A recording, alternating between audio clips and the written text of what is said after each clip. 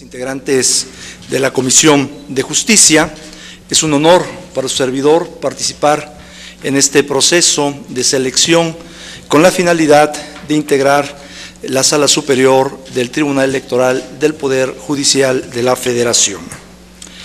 En relación con el aspecto de la pertinencia e idoneidad para ocupar este cargo, he construido a lo largo de aproximadamente 26 años una trayectoria jurisdiccional. Ingresé al Poder Judicial de la Federación en 1989 como actuario de juzgado de distrito. En esta posición, en este cargo, que es el primer escalón de la carrera judicial, la actividad que desempeñé fue llevar a cabo emplazamientos, notificaciones, inspecciones judiciales, notificaciones de carácter personal, notificaciones por lista, realmente actuaciones importantes dentro de un proceso para poder lograr integrar todo un expediente y que se pueda emitir la sentencia correspondiente. Posteriormente, me designaron secretario de juzgado de distrito en la sección penal.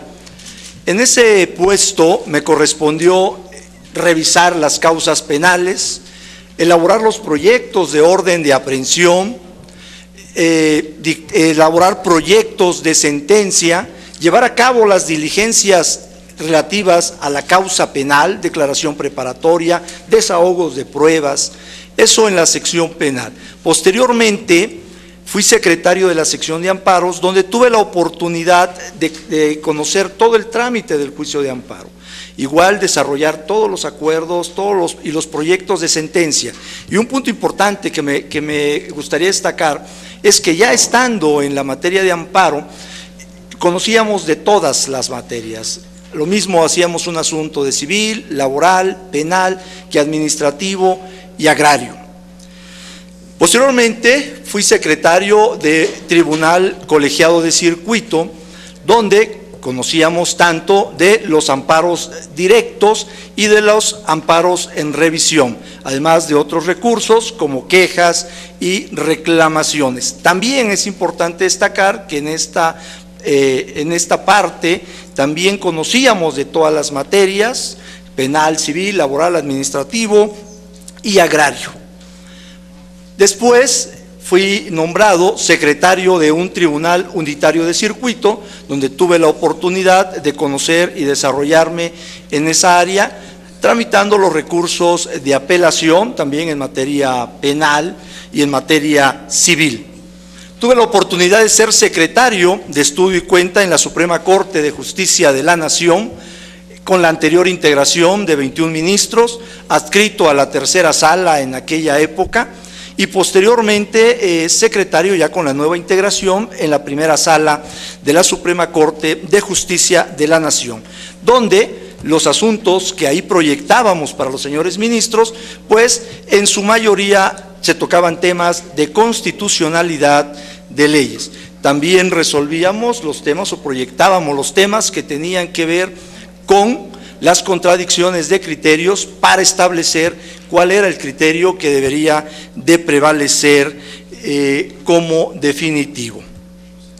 En 1996, ya con la reforma constitucional y con la creación del Consejo de la Judicatura Federal, se desarrolla el primer concurso de oposición para juez de distrito, en el que participo y resulto vencedor. Me adscriben al estado de Tabasco, donde fui juez tercero de distrito, y posteriormente me readscribieron al estado de Morelos, donde también ocupé la misma posición. Y lo interesante de este asunto es cómo se va ampliando ya la trayectoria y la experiencia en la actividad jurisdiccional. Yo paso de proponer proyectos de sentencia a dictar las sentencias.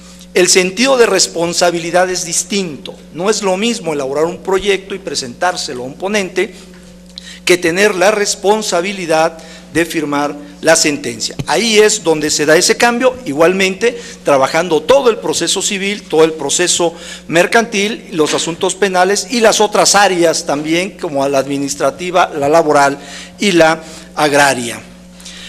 En el 2000 participo en el 5º concurso de oposición para magistrado de circuito, igualmente resulto vencedor y ya me adscriben a este primer circuito a un tribunal colegiado de circuito, cuyas características, como ustedes lo saben, son tribunales de última instancia, son tribunales que dicen la última palabra en materia de legalidad y también en materia de constitucionalidad cuando aplicamos alguna disposición o cuando nos refieren también la inconstitucionalidad de alguna norma, también lo podríamos hacer si la Suprema Corte considera que no es un caso de importancia y trascendencia como para que acepte el recurso de revisión.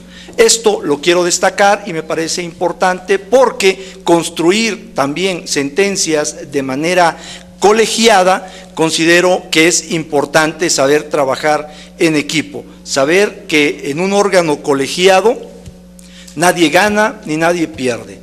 Estamos construyendo una sentencia para beneficio de la sociedad.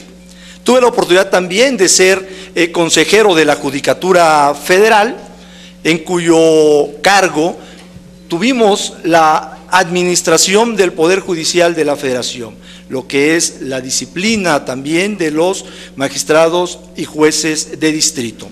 En esa área también se conocen algo que pasa en el Tribunal Electoral, también se resuelven los conflictos de los trabajadores del Poder Judicial ahí, tramitándose a través de una comisión substanciadora y el pleno del Consejo resolviendo dichos asuntos, en donde fui presidente de carrera judicial.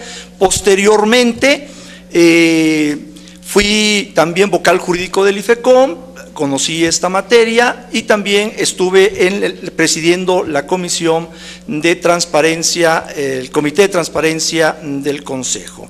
Por estas razones es que yo considero tener la pertinencia y la idoneidad para ocupar el cargo de magistrado. He hecho sentencias, he construido procesos y me parece que todos tenemos un método, un sistema con independencia de la ley que se aplique en ese sistema.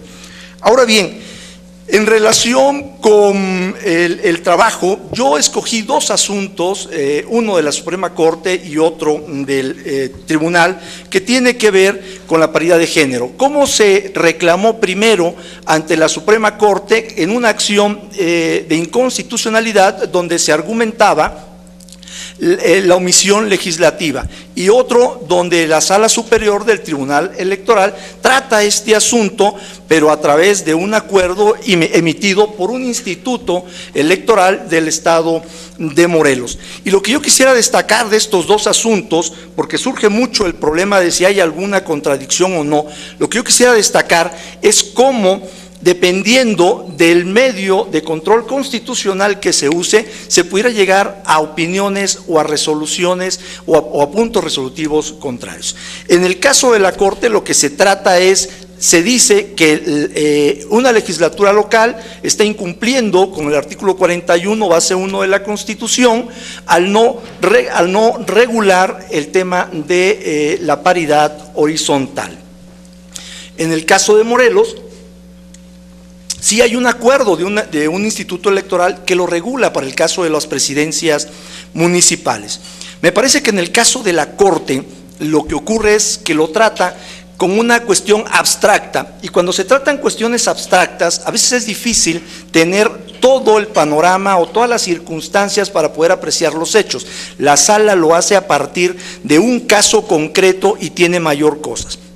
Por supuesto que a mí me hubiera gustado que la resolución de la Sala, por ejemplo, el estudio, llevara un análisis de ponderación entre la paridad de género y los distintos derechos democráticos o principios democráticos para establecer si efectivamente pudiera o no haber alguna violación, o si la paridad, como se está estableciendo horizontal, efectivamente así es como debiera de ser. En esencia es lo que hay. Ahora bien, en el caso, ¿qué haría yo de llegar a la Suprema Corte? Perdón, a la Sala Superior. Me traicionó el subconsciente. a la Sala Superior. Yo he sido un juez siempre, y lo que yo ofrezco es continuar y ser un juez de tiempo completo. Mi agenda en la Sala Superior de llegar sería dedicarme de tiempo completo a los asuntos jurisdiccionales del tribunal.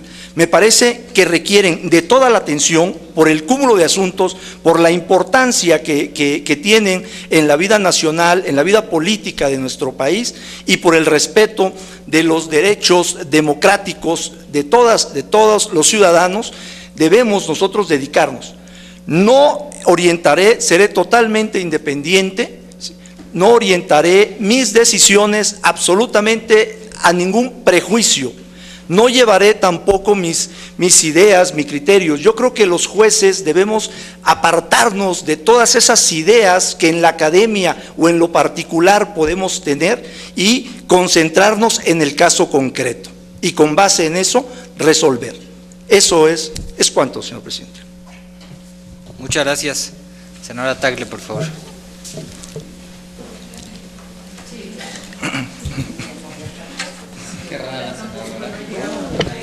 Estoy anotada en el acuerdo, entonces me toca. Es nuestro derecho, ¿verdad? Es nuestro derecho participar y preguntar. Gracias, presidente. Bienvenido, magistrado. Sí, gracias. Sí me interesa poder aclarar lo que manifiesta en su ensayo, porque con respecto a como lo tocó ahorita de manera muy breve, no estoy segura si fue lo mismo que dijo ahorita con respecto al ensayo, con respecto a la paridad horizontal. Porque usted comentaba ahorita en su participación que la sala superior había determinado con respecto a la paridad horizontal porque tiene mayores oportunidades de tratar casos concretos como sala superior, y que la Corte más bien estaba viendo un control de constitucionalidad. Entonces, en ese sentido, tomando en cuenta que el Tribunal Electoral es un tribunal constitucional y que no solamente tiene el control de constitucionalidad en la parte electoral, sino también de convencionalidad, ¿cómo ver precisamente esta diferencia que se puede generar a partir de una jurisprudencia, porque ya es una jurisprudencia de la Sala Superior, de la paridad horizontal con respecto a lo que determinó la Corte? Porque en su ensayo usted comenta que al respecto estimo que no resulta aplicable el principio de paridad de género en su dimensión horizontal a la postulación de candidatos para ocupar el cargo de presidente municipal, que comparte usted las consideraciones de la acción de inconstitucionalidad, y por otra parte en algún punto dice que la paridad horizontal no tiene repercusión de carácter representativo. No sé si usted sepa que es a partir precisamente de esta jurisprudencia y diferentes resoluciones de la Sala Superior y diferentes salas regionales durante los procesos electorales del 2014, del 2015 y del 2016, que es precisamente a nivel de representación política de las mujeres en ocupar cargos de las presidencias municipales que se logró modificar este porcentaje de mujeres como presidentas municipales.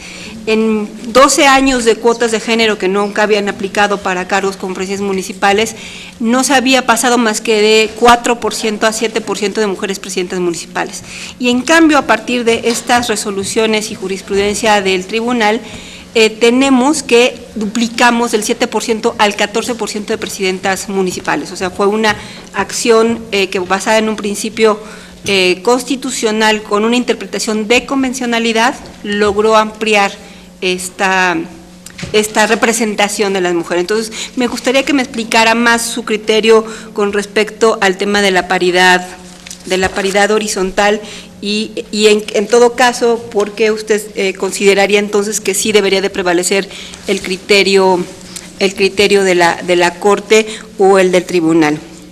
Y un tema más, usted sabe que en un esfuerzo por sistematizar los criterios aplicables en materia de elecciones en nuestro país, el INE acaba de aprobar un reglamento de elecciones. ¿Podría explicarnos a grandes rasgos el contenido y aplicación de este reglamento y desde el punto de vista jurisdiccional, qué implicaciones tendría para el Tribunal Electoral del Poder Judicial de la Federación este reglamento del Instituto Electoral? Por sus respuestas, muchas gracias. Gracias a usted, señora senadora. Bien, en el primer punto, por eso quise iniciar, porque me parecía a mí que hay una distinción a la hora de abordar el examen constitucional por parte de la Suprema Corte y por parte de la Sala Superior. Es decir, cuando se argumenta en la acción de inconstitucionalidad que hay una omisión legislativa, lo primero que se analiza es si efectivamente hay un mandato constitucional que obligue a hacer esto. Y lo que hace la Sala es que lo que hace el Pleno de la Corte es que solamente analiza el artículo 41, base 1 de la Constitución, y dice ahí que la paridad que está establecida en esa disposición tiene que ver con diputados y senadores, ¿sí? Pero no para otro, inclusive lo hace extensivo, sí, a los ayuntamientos, pero solamente en el carácter vertical. Y entonces, como lo que está analizando es una omisión legislativa, trata de encontrar si efectivamente dentro del mandato constitucional hay una orden al legislador local, al legislador federal, para que pueda entonces encontrar la materia, decir efectivamente aquí está. Y eso es lo que no encuentra. Si acaso algo de lo que ocurre es que después tratan de encontrar si pudiera haber alguna otra razón para que se pudiera obligar, para que hubiera una obligación por parte de las legislaturas a legislar. Yo creo que ahí es donde encontramos la diferencia en ese sentido. Cuando la Corte empieza a razonar o a establecer ciertas consideraciones que tienen que ver con que si es factible o no que se aplique, a mí me parece que lo está haciendo desde un nivel abstracto. Cuando digo que es desde un nivel abstracto, lo está viendo como meras posibilidades, a diferencia de la Sala, que ella sí lo ve a través de un caso concreto. Y si nosotros vemos los fundamentos que usa tanto el Pleno como la Sala, nos encontraremos que son diferentes. Nosotros no encontramos en la resolución de la Corte ningún tratado internacional citado. No encontramos que citen el 1 constitucional y no encontramos que citen el 4 constitucional. Sin embargo, todo eso sí lo encontramos en la resolución de la Sala. Entonces, cuando yo hago ese planteamiento, me voy por esa misma lógica que hizo la Corte para declararlo, pero no como un pronunciamiento firme en relación con un caso práctico, porque efectivamente lo que hace la Sala Superior es ejercer un control concreto de constitucionalidad y convencionalidad. Es decir, analizo el aspecto, este acuerdo, y veo si efectivamente es constitucional o convencional. ¿Qué hago? Veo si la medida que se emitió es constitucionalmente válida o no. Eso no lo puede hacer la Corte porque está analizando el tema de una omisión legislativa, si hay la obligación o no de hacerlo. Por otro lado, la Sala sí puede ver si la medida que se está decretando es idónea o no es idónea, si es necesaria o no, y si es proporcional. Entonces, bajo todos estos parámetros, por eso encuentro yo esa diferencia que me parecería que a la hora, que sería muy bueno que a la hora de que se analizara la contradicción de tesis que ya está planteada, se pudiera ver en esos aspectos. ¿Para qué? Para que la jurisprudencia de la Sala continuara vigente. Ahora, a mí me parece ya en una actitud interpretativa, ya como juez, ¿qué pasaría con esa jurisprudencia, con una nueva integración? ¿Qué pasaría? ¿Sí? Porque los criterios obviamente son del órgano, no son de las personas, pero sí sabemos que los criterios que están, así estén en jurisprudencia, pueden no resultar obligatorios si el mismo órgano pudiera dejarlo sin efecto. Sin embargo, a mí me parece que tratándose de criterios que amplían un derecho fundamental, que amplían un derecho humano, no deberían dejarse sin efectos por una nueva integración, porque lo que está haciendo es ampliar un derecho humano. ¿Sí? Es ampliar un derecho humano. No podemos tener una regresión en ese sentido, pero sí es importante que en estos temas, si ustedes se dan cuenta, estamos empezando por el final, es decir, son los tribunales, son los órganos los que están decidiendo y le están diciendo a las autoridades, tienes que hacer esto, Yo creo que este debate ya debería ser en el constituyente permanente, ya debería estar en la mayoría de las legislaturas, precisamente para que ya se estableciera y no fuera todavía la interpretación de los jueces la que nos estuvieran llevando a que se establecieran estas medidas. Esa es mi respuesta a ese respecto. Por el otro lado, en el tema del acuerdo, bueno, son acuerdos que realmente emite el Consejo General del INE siempre para las elecciones, donde tiene que regular todos los aspectos que va a haber en una elección, cuáles van a ser los gastos de campaña, cuáles van a ser los topes de campaña, los plazos, todo lo que tiene que estar para una elección, previniéndose. Y bueno, lo que ahí, si algún partido político, algo que está ahí, no le satisface, pues bueno, tiene a su disposición el recurso de apelación para poder impugnarlo. Pero creo que eso es lo que hay, señora senadora. Sí, doctor. Nada más para que me quede muy clara la Sí. primer parte, entonces, con las reglas como están ahorita, con la jurisprudencia que está ahorita, en caso de usted ser magistrado de la Sala Superior, estaría por la aplicación de la jurisprudencia como una ampliación de un derecho humano que es el de las mujeres de ocupar este tipo de espacios. Correcto, senadora, así es. Ok, esa es la parte que quería yo como Sí. aclararla porque lo estaba yo entendiendo diferente en su ensayo y eso quería aclarar. Gracias. ¿Cómo no? Sí. Senador Monreal, por favor. Gracias, presidente. Senador, Bienvenido, magistrado. gracias. Durante los comicios que se celebraron este año, el Instituto Nacional Electoral dijo que las elecciones se llevaron en total calma, pero nos damos cuenta de que no fue esa la realidad. Solo en Chihuahua se presentaron 250 impugnaciones, en Veracruz fueron 130 y en Zacatecas 37, por mencionarle algunos casos. ¿Cuáles cree que son los principales retos que tendrá la Sala Superior del Tribunal Electoral para la elección del 2018?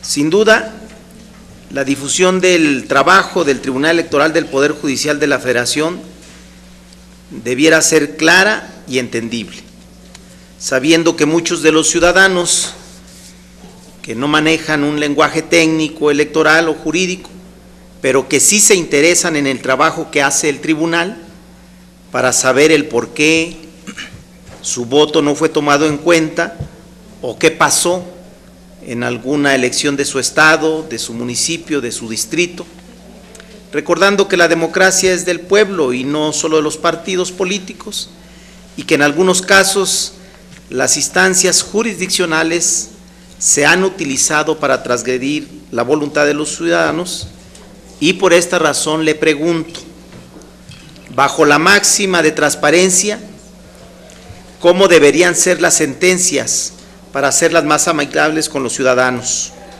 ¿Cómo dar a conocer a los ciudadanos el quehacer del Tribunal Electoral?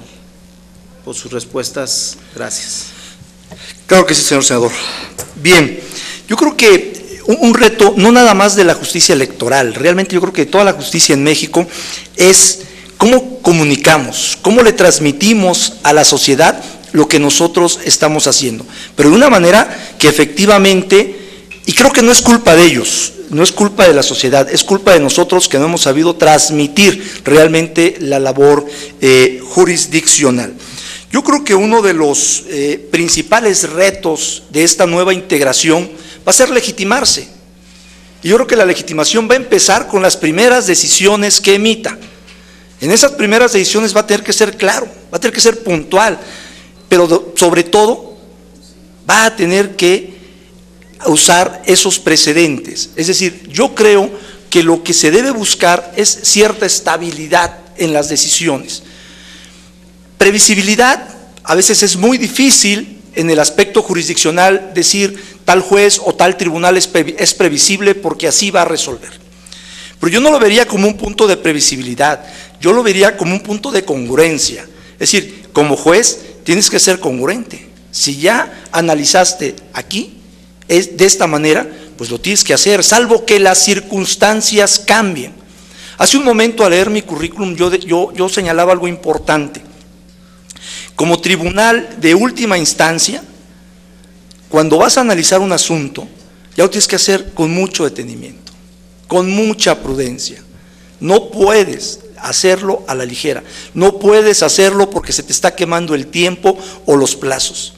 A veces es mejor pasarse unas horas o un día, pero que el precedente, la sentencia que se dicte esté bien redactada, esté bien dictada de tal manera que convenza a la sociedad primero y después a los actores políticos.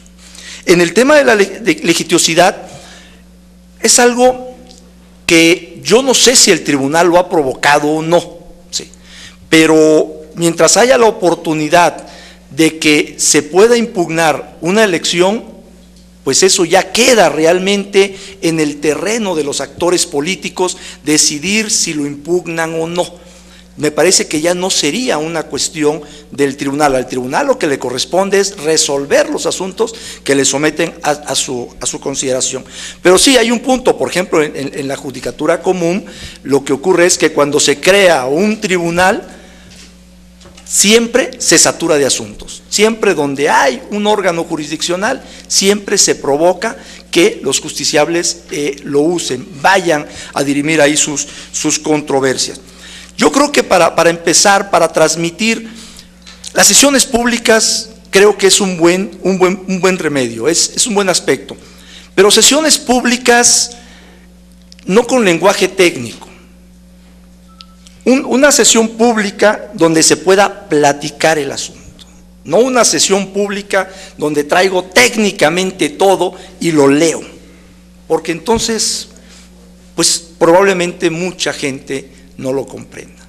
Entonces, si todos leímos el asunto, si todos lo analizamos, bueno, yo creo que podemos llegar aquí y podemos expresarlo sin tener que estarlo leyendo con todo el tecnicismo. Entonces yo creo que este tipo de sesiones más amables, más cercanas a la sociedad, no tan largas, no tan prolongadas, yo creo que podemos decir las cosas de una sentencia de una manera muy rápida, cuál es el sentido y qué pensamos, y esto es muy fácil, ya no enfadamos, ya no aburrimos al auditorio que está en ese sentido. Entonces, las sentencias también, no largas, no sentencias largas, no transcripciones de agravios, de actos reclamados, porque todo eso provoca, de repente tenemos una sentencia de 200 hojas y resulta que el estudio es de 10, o es más, de 5, ¿sí?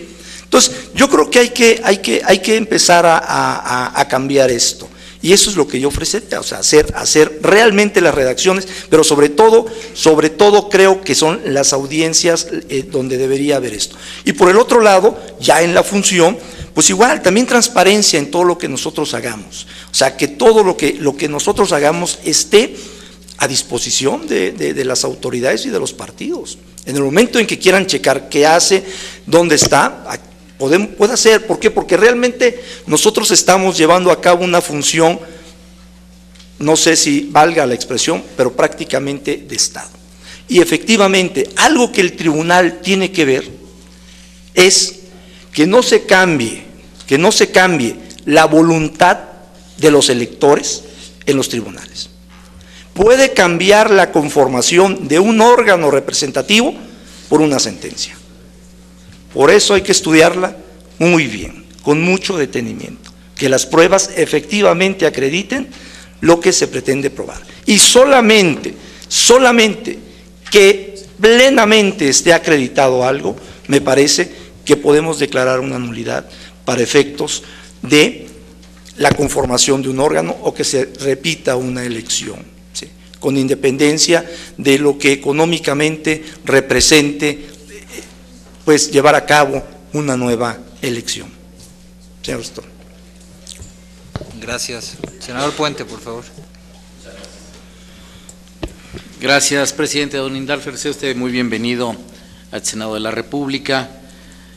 Reconociendo su trayectoria que tiene y que ha mostrado en el ensayo, me gustaría formularle dos preguntas. La Suprema Corte de Justicia de la Nación, al analizar la sentencia al caso Rosendo Radilla, definió un modelo para la aplicación del control de convencionalidad. En el marco de este modelo se establecieron diferentes grados de control de convencionalidad según la jerarquía y facultades de las autoridades. Conforme a este modelo, el Tribunal Electoral podría desaplicar leyes nacionales únicamente en el caso concreto que se esté resolviendo. En su criterio, me gustaría conocer su opinión, si tiene la Sala Superior facultad de desaplicar leyes nacionales, ¿cuál sería su opinión al respecto? Asimismo, sobre el recurso de reconsideración, que es de aplicación excepcional, la legislación previó originalmente plazos acotados y su procedencia solo para cuestiones de fondo. Con la jurisprudencia emitida por el Tribunal Electoral, tanto los plazos como las causales de procedencia se han ampliado. ¿Cuál es su opinión respecto a la ampliación de la procedencia de este recurso de reconsideración? Y también conocer su opinión sobre si flexibilizar su ejercicio pone en riesgo el principio de seguridad jurídica para ciudadanos, candidatos o partidos políticos. Por su respuesta y atención, muchas gracias. Sí, gracias. Bien, analizando, primero voy a responder el tema de la desaplicación de leyes nacionales. Efectivamente, la Sala tiene esa facultad de desaplicar las normas, y yo creo que a partir, inclusive aun cuando estaba expresamente en la Constitución, porque me parece que para efectos del Tribunal Electoral se quiso dejar muy claro, ¿sí?, lo que no había para otras autoridades, y había que hacer siempre una interpretación del famoso control difuso de constitucionalidad. Sin embargo, a partir del caso Radilla hay un nuevo paradigma en estos asuntos, ¿verdad? Y la Corte, como fue incumplimiento prácticamente, ese es un caso bastante importante porque fue incumplimiento de una sentencia de la Corte Interamericana, donde la Suprema Corte consideró que también estaba involucrada en el cumplimiento de esa sentencia, y precisamente por eso es que la atendió. Inclusive estaba involucrada para capacitar a todos los jugadores en materia de derechos humanos, y por eso la atendió. Pero además había un punto, el tema relativo al control difuso, cómo se iba a realizar ese control difuso de constitucionalidad y convencionalidad. Alguien tenía que establecer las reglas, y por eso fue la Suprema Corte la que a través, en ese momento, fue cuando lo empezó a hacer. ¿Qué se buscaba? ¿Qué se buscaba? Que no hubiera, en mi opinión, demasiado activismo judicial, ¿sí? Que no los jueces empezaran a decir, no me gusta esta norma, y entonces la expulso del orden legal, la desaplico. Y por eso estableció las reglas y dijo, no vamos a desaplicar, vamos a analizar, vamos a leer las leyes de tal manera que les demos una congruencia con la Constitución. Entonces así surge la interpretación conforme, ¿no? Y si solamente que ya sea imposible de la lectura, del análisis constitucional, que ya de plano no se pueda, bueno, entonces la inaplicamos. Esta función, repito, ya la traía de alguna manera, en mi opinión, la Sala Superior, y me parece conveniente. Las leyes, ninguna ley está exenta de contrariar la Constitución, ¿sí?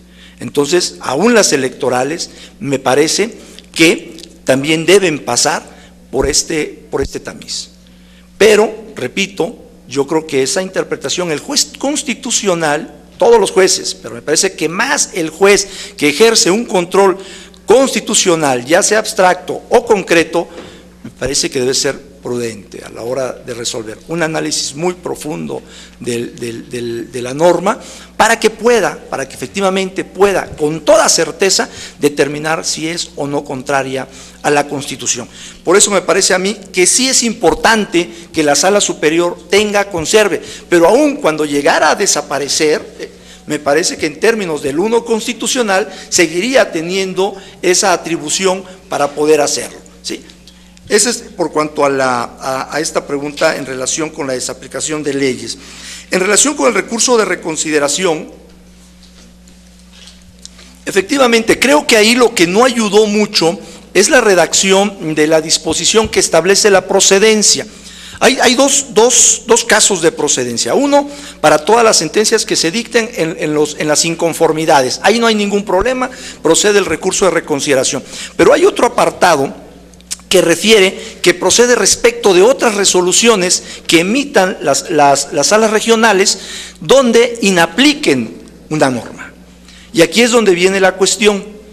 Si la interpretación nada más debe ser cuando la sala regional la inaplica, o en cualquier caso donde haya un planteamiento de constitucionalidad. A mí me parece que la interpretación que aquí debe darse es, obviamente, la literal, cuando inaplica, pero también cuando se hace un planteamiento de inconstitucionalidad y que una norma no se aplique por ser contraria a la Constitución y, por ejemplo, la sala no estudie ese agravio. Me parece que debe ser reparado por la sala superior. Y es uno de los casos, por ejemplo, típicos donde debe estarse.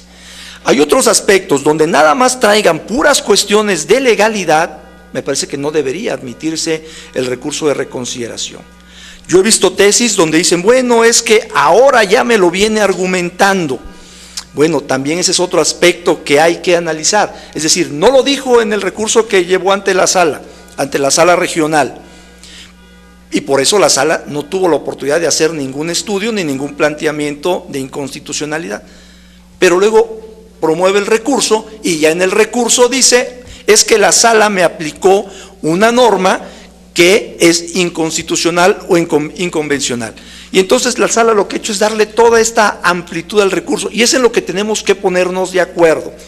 Si para que sea procedente debe estar, o está el planteamiento desde el primer recurso, o la sala oficiosamente, haciendo un control difuso, por ejemplo, de constitucionalidad o convencionalidad, inaplica una norma. Bueno, ya se da el supuesto que dice la ley y podría aparecer. Pero sí considero que debe hacerse una revisión puntual de todos los criterios que hay sobre la procedencia para alinearlo y acotarlo, pero sobre todo de una manera en que también ya quienes promueven este tipo de recursos, ya les quede muy claro cuáles son los casos, porque en mi opinión, lo que no quiere la legislación electoral es demasiada litigiosidad. Sí, yo creo que también el hecho de promover demasiado no ayuda a la confianza en los procesos electorales, ¿no? Gracias.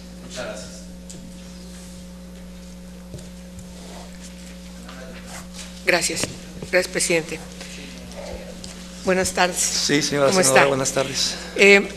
Fíjese que le tengo que decir que hay alguna cierta inquietud y me voy a permitir preguntarle respecto al procedimiento que se llevó en la Suprema Corte de Justicia de la Nación en relación a cómo quedan integradas las ternas, particularmente quienes se aducen no tienen la experiencia electoral que se requiere a partir de la fracción segunda del artículo 212 de la Ley Orgánica del Poder Judicial de la Federación. Quiero su opinión en ese sentido y también que nos platique en el caso de la experiencia que todos reconocemos de usted, pero particularmente la que tiene que ver con su acreditación respecto al conocimiento del derecho electoral. Sí, nos parece que es muy importante que lo conozcamos, claro, en la valoración respecto a esta materia en particular que hoy nos ocupa aquí. Y la pregunta concreta también, que las preguntas que le voy a hacer, una de ellas tiene que ver cuál es su opinión respecto a este procedimiento de elección que se emprendió desde la Suprema Corte. ¿Qué parámetros debió haberse tomado en todo caso en la Corte? ¿Sí? Y podría además decirnos particularmente sobre su experiencia. En reforma electoral del 2014, ¿podría comentarnos cuáles han sido las mayores dificultades a las que se ha enfrentado el Tribunal Electoral del Poder Judicial de la Federación y cuáles han sido las determinaciones que se han tomado para hacerle frente? En su opinión, ¿cuáles serían las reformas más importantes que deben realizarse tanto a la Ley General del Sistema de Medios de Impugnación como a la Ley Orgánica del Poder Judicial de la Federación. Por sus respuestas, muchas gracias. Gracias a usted, señora senadora. Bien, a ver, en relación con la opinión de las ternas y la forma en que se instrumentó todo este procedimiento, señora senadora, yo le quisiera pedir que me disculpara en no emitir una opinión al respecto. Yo tengo una convicción, una forma de ser en este sentido profesionalmente, como juzgador, por ejemplo, como juez, siempre respetaba la decisión cuando me revisaban un asunto, ¿sí? Y me lo revocaban. Al cumplir con la decisión, nunca hacía ningún señalamiento, acataba lo que me decían. A nivel administrativo igual, como magistrado de circuito, las decisiones, los acuerdos que emite el Consejo de la Judicatura, igual, tampoco me gusta cuestionarlos, los acato, los acatamos en los términos en que está. Yo sé que a veces depende de las personas, de los que estén, de criterios, y los criterios cambian, varían de persona a persona, y por eso en estos casos no me gusta emitir una opinión en ese sentido, porque cuando yo actúo también a mí me gusta que se respete lo que yo hago o digo en ese sentido, senadora. Por eso le pediría que me disculpara por no poder emitir una opinión en relación, es decir, no es de mi, sí soy participante, pero no cuestiono las reglas. Yo no sé inclusive cuáles fueron los criterios que se emitieron, no conozco las razones que se dieron, no están, o sea, por eso no puedo ni siquiera bajo esa tesitura emitir una opinión al respecto, señora senadora. En relación con las dificultades de la reforma, yo creo que el tribunal, como órgano jurisdiccional, su reto es resolver en tiempo y oportunamente todas las decisiones. Yo creo que una de las razones de la reforma constitucional tiene también que ver con eso, con cubrir ciertos aspectos de la experiencia, es lo que se hace, la experiencia de elecciones pasadas se traslada y se transmite a las reformas que hay. En el caso, yo creo que lo que hace el tribunal es buscar las fórmulas de trabajo interno para poder sacar estos asuntos.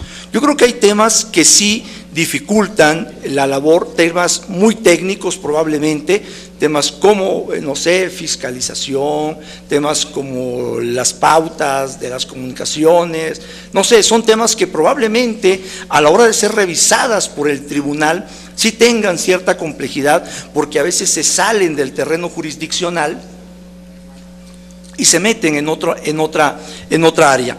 Pero entiendo que, por ejemplo, el tribunal, para dar cumplimiento a los plazos y los tiempos, por ejemplo, en materia de fiscalización o en materia de sanciones, de la sala especializada, lo que ha hecho es una coordinación con el tribunal, con el INE y con las propias salas especializadas también, de tal manera en que pueda empezar a conocer ciertos aspectos que ya sabe que van a ser impugnados, los conoce en línea, los conoce de alguna forma, para poder tener el acercamiento de todas las pruebas. Yo creo que son temas de instrumentación prácticamente de la reforma, que ya se tienen que hacer conociendo el caso concreto, el caso específico de lo que está generando la dificultad. ¿Qué reformas deben hacerse? Bueno, yo creo que aquí no me atrevería a decir qué reforma debe hacerse, pero lo que sí le voy a decir es lo siguiente: yo creo que lo que se busca con una reforma electoral, lo que se busca con una reforma electoral es que los electorados puedan emitir un voto informado, ¿sí? Entonces, todas aquellas reformas que puedan traer, en mi opinión, la información hacia el votante, deberíamos hacerlo. Yo creo que ahí es donde deberíamos enfocar, porque sí tenemos reformas de fiscalización, se está vigilando los ingresos, de dónde salen los recursos de los partidos políticos o de los candidatos, me parece muy bueno. Pero me parece que lo fundamental para mí, es la información al elector. Establecer reglas, establecer disposiciones que provoquen o que hagan que se pueda transmitir las ideas, los programas, las ideologías, de tal manera que el electorado sí lo pueda procesar. Buscar políticas que llamen la atención del electorado, ¿sí? Que el electorado se interese en lo político, se interese en quiénes van a ser sus autoridades, se interese en la conformación, lo he dicho, en la conformación de los órganos de representatividad. Me parece que esas serían, señora senadora, las reformas que tendrían que buscarse. Senadora Pilar Ortega, por favor. Gracias, presidente. Pues muy bienvenido al Senado de la República. Yo quisiera hacerle tres preguntas concretas. Trataré de ser concreta. Sí. Pero quisiera iniciar con una pregunta a la que ya se había referido la senadora Martha Tagle, porque a mí me siguió quedando una duda.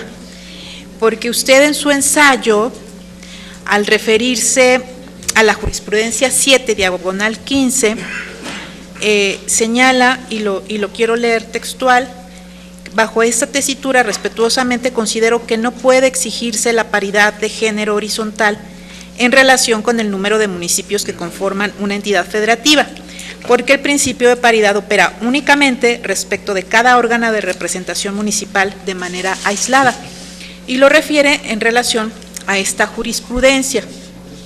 Ahora bien, el fundamento de la misma jurisprudencia emitida por el tribunal, pues tiene como fundamento el artículo 7, inciso B de la Convención sobre la eliminación de todas las formas de discriminación contra la mujer, que claramente establece que se debe garantizar a las mujeres en igualdad de condiciones con los hombres el derecho a participar en la formulación de políticas gubernamentales y en la ejecución de estas, y ocupar cargos públicos y ejercer todas las funciones públicas en todos los planos gubernamentales.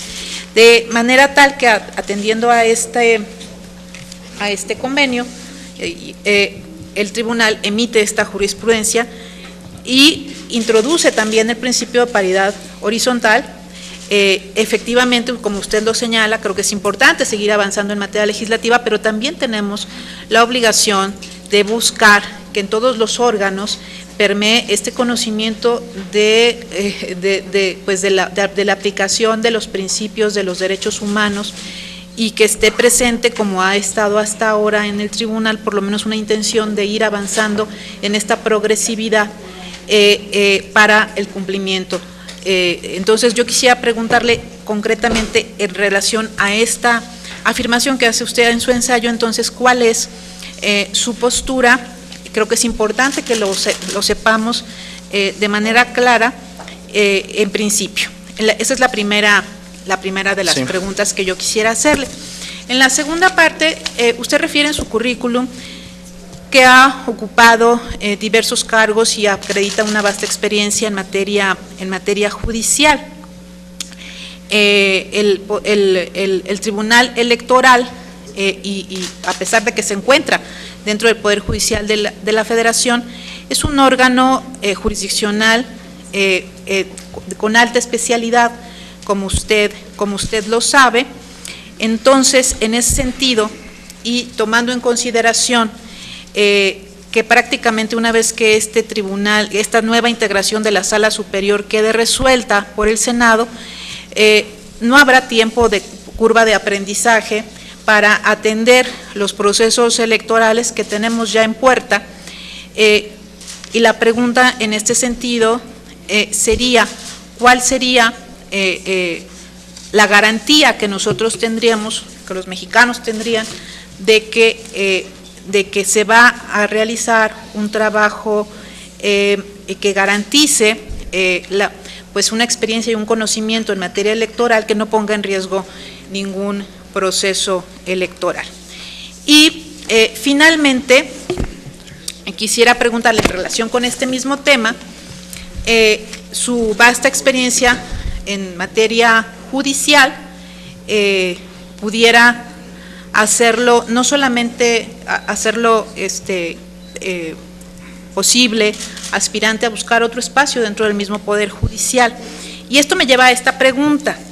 En el año pasado, si mal no recuerdo, en el Senado hubo una iniciativa en donde se establecía, finalmente no se ha votado, ni siquiera se ha discutido, pero se decía que era importante establecer una especie de impedimento para que quienes estuvieran como magistrados de la Sala Superior, del Tribunal Electoral, del Poder Judicial de la Federación, no pudieran desde ahí buscar ser ministros de la Suprema Corte de Justicia de la Nación, a efecto de evitar decisiones tomadas de manera política, y que en una resolución del Tribunal Electoral pudiera conllevar una posibilidad de aspirar a ser ministro porque pudiera haber algún interés político ahí. Sí. Entonces, a efecto de desincentivar esta posibilidad, se planteó esta iniciativa, en donde lo que se buscaba justamente es que un magistrado, al incluso tener los mismos requisitos que un ministro de la Suprema Corte de la Nación, y que la propia Constitución señala que este tribunal es la máxima autoridad en materia de justicia electoral, entonces que sea el último peldaño, al igual que en un ministro de la Corte, el que tuviese esta posibilidad. ¿Usted qué opina de esta propuesta y cuál sería en ese sentido su visión? Sería todo lo que yo quisiera preguntarle. Gracias. Gracias, senadora. Si me permite, voy a responder en un orden distinto al que se propusieron. Voy a dejar la del ensayo al final, si está usted de acuerdo, y voy a responder la 2 y la 3. Cuando hice la exposición, algo que yo quería significar, porque me parece que algo que ustedes quieren descubrir es realmente si somos idóneos, si tenemos la pertinencia para estar ahí. Entonces, explicar mi currículum tenía realmente esa finalidad. Decir las materias en las que yo había intervenido o llevaba los procesos o resolvía los asuntos, tenía esa finalidad. Cuando uno ingresa al Poder Judicial de la Federación a un cargo, no hay tiempo para nada tampoco. Desde el momento, cuando ingresé de actuario, desde el primer día, ya tenía que estar haciendo el primer emplazamiento, ¿sí? No tuve una curva de aprendizaje. En el Poder Judicial no hay oportunidad, estoy acostumbrado a esto, ¿sí? Lo que quiero significarles es que tener la experiencia de resolver en las distintas materias me da la idoneidad para poder también resolver en materia electoral. Finalmente los principios son exactamente los mismos, ¿sí? La interpretación que vamos a usar es también la misma, ¿sí? Y bueno, hay que tener la experiencia en el análisis. Cuando dije estoy en un órgano terminal, es porque desde hace 16 años estamos dictando sentencias, emitiendo sentencias donde decimos la última palabra. Lo mismo que ocurre en la Sala Superior del Tribunal Electoral. Y me parece que la materia no es trascendente, no es importante para efectos de la emisión de las sentencias. Eso es lo que yo opino. Cuando llego como secretario, no había tiempo, había que sacar, la ley dice, dictas la sentencia en la audiencia constitucional, y algunos titulares con los que querían la sentencia en la audiencia constitucional, y tenías que estudiar para tener la sentencia. Yo sé que aquí hay plazos, y yo, con toda mi experiencia y con todo el currículo que traigo, por supuesto que tengo la idoneidad y la pertinencia para cumplir en los plazos y en los términos que marca la ley. Es decir, los que estamos dentro de la judicatura sabemos esto porque llegamos al colegiado igual, llegué a la Suprema Corte igual, los asuntos que uno veía en la Suprema Corte como secretario no eran los asuntos que estábamos viendo en el tribunal colegiado, eran asuntos de mucha mayor complejidad, de mucha mayor atención, pero además, repito, llegué en el 94 con una corte de 21 ministros, uno presentaba un proyecto al Pleno y ese proyecto era revisado por 21 ministros.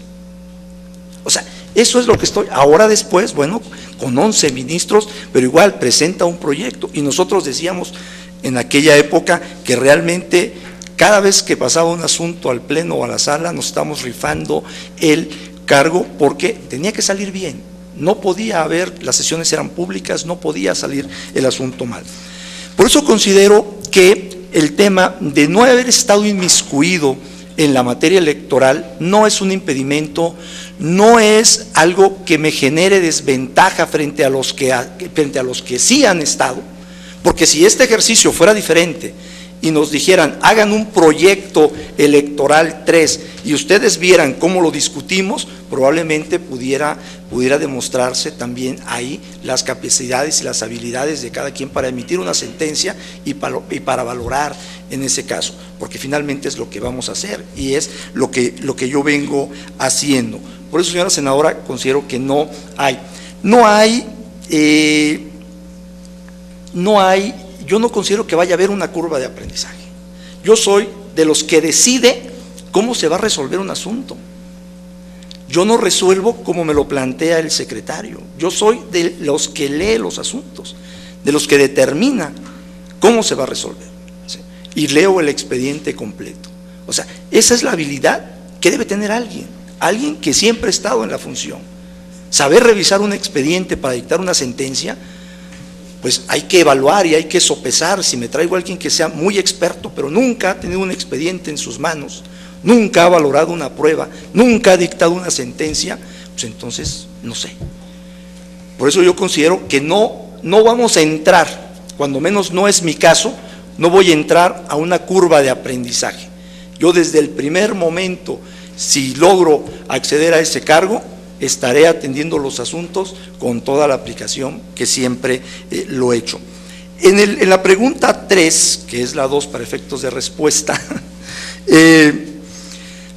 fíjese que es un tema que se escucha, es una cuestión que está afuera, todo el mundo lo comenta, y cuando tomé la decisión de participar, yo sabía que esta puede ser el último cargo de carrera judicial.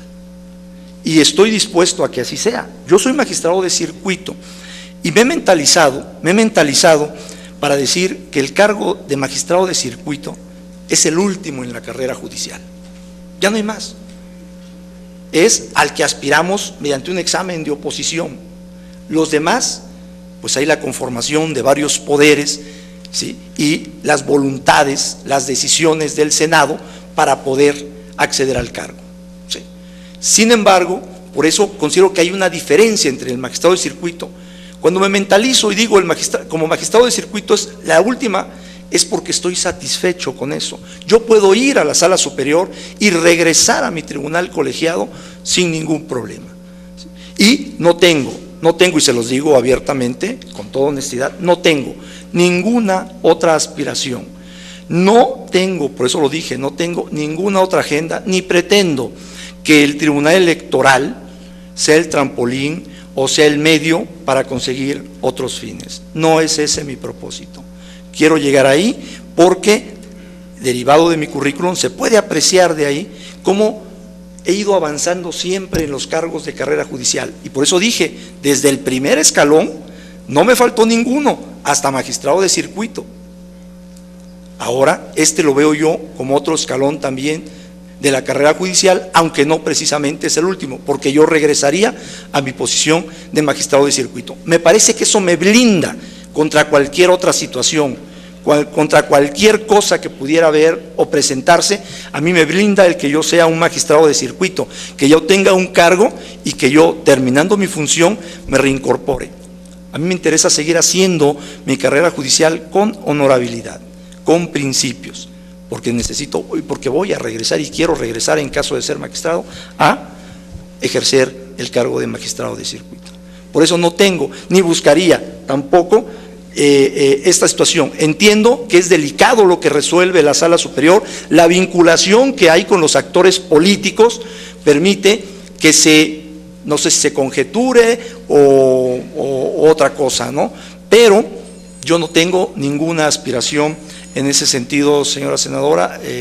Yo voy a mi cargo, concluye, y no voy a estar buscando al segundo año, al tercer año, no voy a estar buscando absolutamente ninguna posición, ni concluyéndolo yo me regreso. Si hay reglas y se establece en la ley que no puede ser ministro de la Suprema Corte, perfecto, bienvenidas. Yo estoy aquí por una cuestión de vocación y no por otra cosa. ¿Sí? Eso es en relación con eso. En relación con el ensayo, efectivamente, cuando realizo este estudio, lo que hago es decir, por eso quise explicarlo ahora, decir, bueno, ¿cuál sería la diferencia? ¿Por qué la Corte? Ya no puedo seguir. No, la pregunta más importante. Perfecto. Bien, gracias. Cuando hice este estudio, claro, ya. Cuando hice este ensayo, realmente me llamó la atención las dos decisiones. Pero algo que yo quería significar, y eso es lo que probablemente no quedó bien reflejado en el estudio, pero lo que yo quería significar es cómo dos órganos de control constitucional, aparentemente atendiendo el mismo punto, pudieran llegar a conclusiones distintas.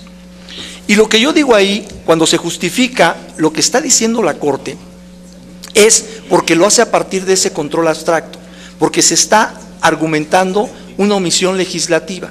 Por eso de las redacciones, y ahí fue donde probablemente falló, las redacciones de la Suprema Corte, y eso es muy importante porque para efectos, repito, de la contradicción pudiera hacerlo, dice podría, no dice puede o lo hace, podría violar algunos otros principios como el democrático, ¿sí?, o el derecho al voto o ser votado. Pero lo hace como hipotéticamente. ¿Y por qué lo hace hipotéticamente? Porque no tiene el caso concreto, a diferencia de la sala. Entonces, cuando yo lo hago, me voy por el estudio de la omisión. Si estamos frente a una omisión, si no tenemos nada, si no tenemos una regla clara, precisa sobre ese aspecto, pues no se le puede decir a una legislatura que está infringiendo la Constitución porque no lo hizo en ese caso. Porque también la Corte dijo, tiene facultad, libertad configurativa para ponerlo en su Constitución. De hecho, si vemos los votos, en los votos también se puede advertir cómo se le puede encontrar una solución distinta. ¿Sí? Alguna ministra dijo, yo creo que no es procedente la acción. ¿Por qué? Porque se le puede dar una lectura a ese artículo donde dice que la paridad es para legisladores, se le puede dar una interpretación conforme y decir que también incluye a los ayuntamientos. Esa es otra forma de resolver el asunto. Algún otro ministro dijo, bueno, efectivamente es improcedente la acción. Hay libertad configurativa, hay que dejar que sean las legislaciones quienes lo hagan. Sin embargo, cuando este planteamiento se tiene a través de un caso concreto, es diferente. ¿Por qué razón? Porque ahí ya permite, cuando se emite este acuerdo, lo que está haciendo el Instituto Electoral es hacer una acción afirmativa, ¿sí? Y entonces esto ya nos permite analizar si en ese estado, si en ese lugar están realmente las condiciones así, como para que se emita ese acuerdo en esos términos, ¿sí? Y permite analizar entonces la idoneidad, la pertinencia de esa acción afirmativa. Pero, para dejar muy claro mi criterio y pensando en qué pasaría realmente con esta jurisprudencia en el momento en que no está decidida la contradicción, que a mí me parecía que una buena resolución sería que no hay contradicción, precisamente por estos dos aspectos que hay, y que quedara vigente la jurisprudencia de la Sala Superior. Pero fui más allá en mi exposición. Lo que digo es que todos aquellos criterios de la Sala Superior, estén en jurisprudencia, estén ya en tesis aisladas, debemos respetarlos. Sí, en esos criterios existe una progresividad, existe una extensión del derecho humano. ¿Sí? Esos no los deberíamos de tocar. ¿Por qué? Precisamente por este beneficio que se está dando. De otra manera, me parece que podríamos violar el artículo 1 constitucional de no regresión de estos beneficios que se han otorgado. Gracias, senadora. Senador Casillas, por favor.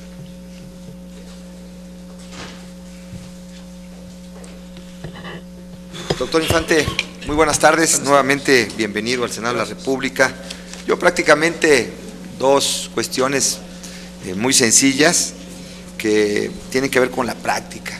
Sí. La primera es, es común que escuchemos que las sentencias, en muchas ocasiones los tribunales resuelven atendiendo solo aquellos agravios que tienen que ver con la forma y dejan de lado resolver el fondo de los asuntos, argumentando que por técnica resolutiva lo primero es resolver las cuestiones de forma.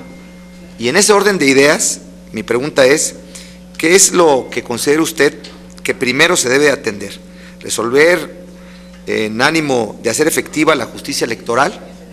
Y me gustaría conocer su opinión y conocer su criterio respecto a este tema, el dilema a la vez de entrarle al fondo o solo resolver las cuestiones de forma.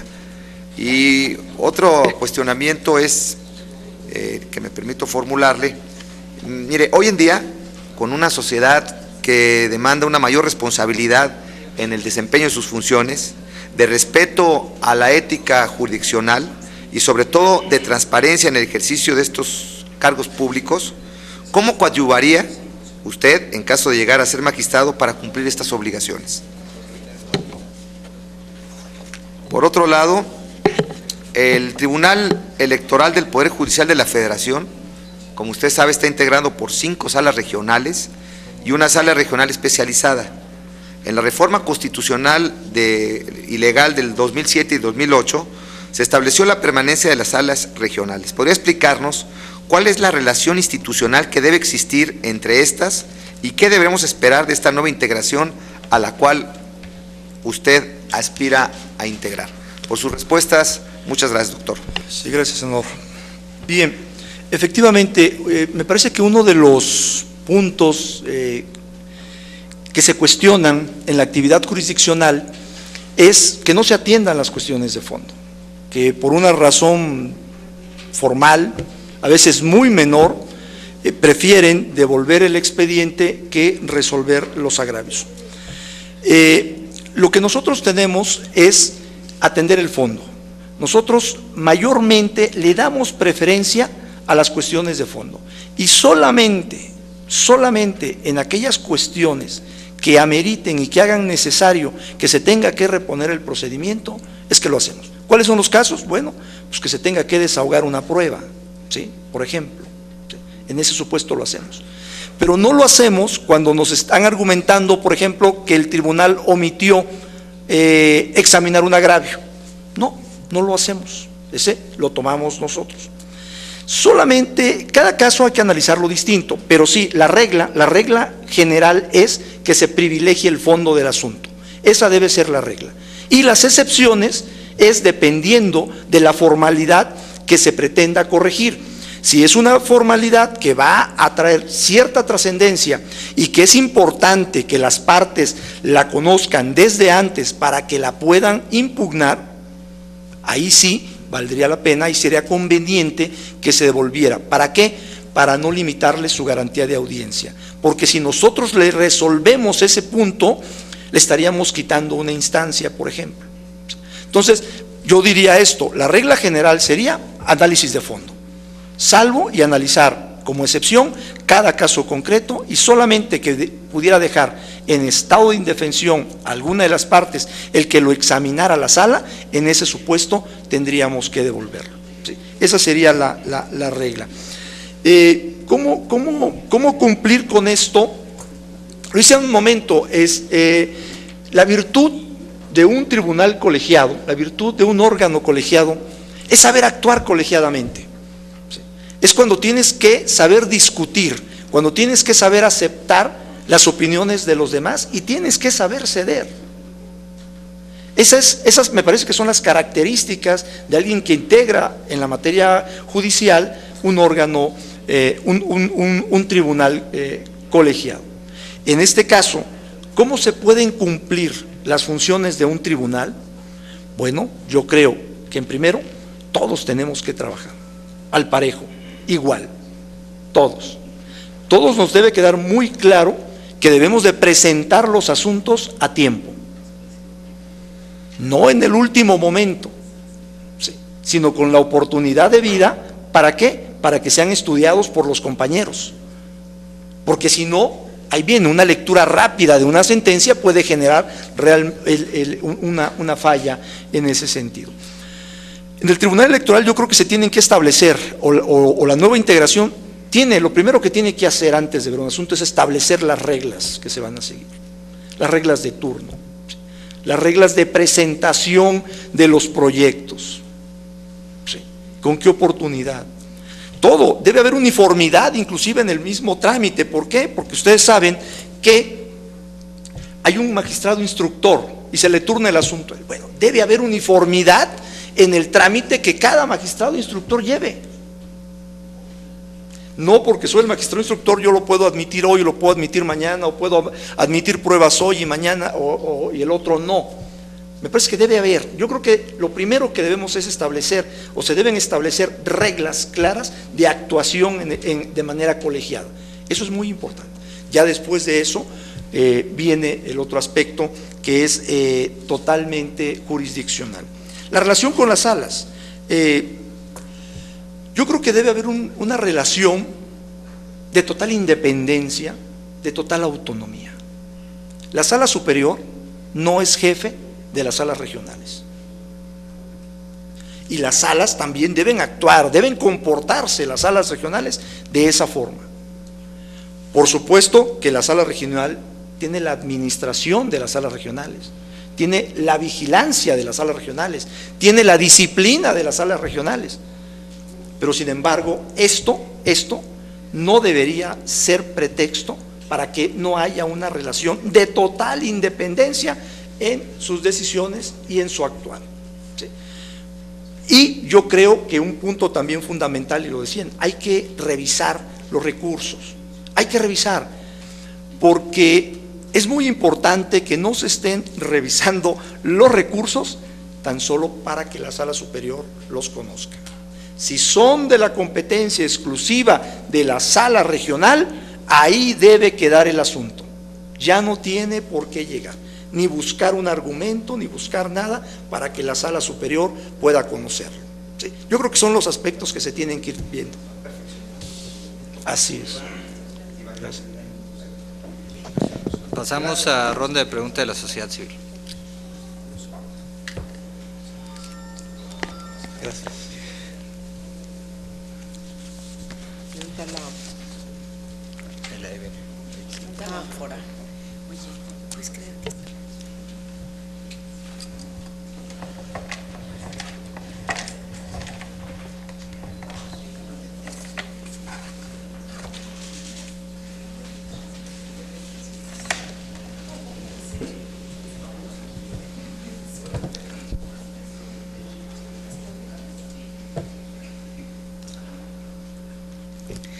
La pregunta, le comento, la hace artículo 19, Oficina para México y Centroamérica.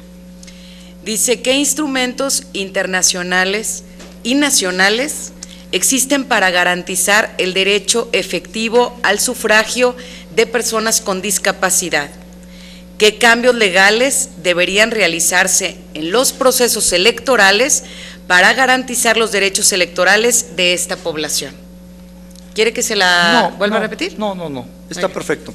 Yo creo que en el análisis, eso es muy importante, porque en el análisis del dictado de una sentencia, nosotros siempre hemos dicho que recurrimos a instrumentos internacionales cuando no tenemos dentro de nuestra Constitución la forma de hacer esa protección.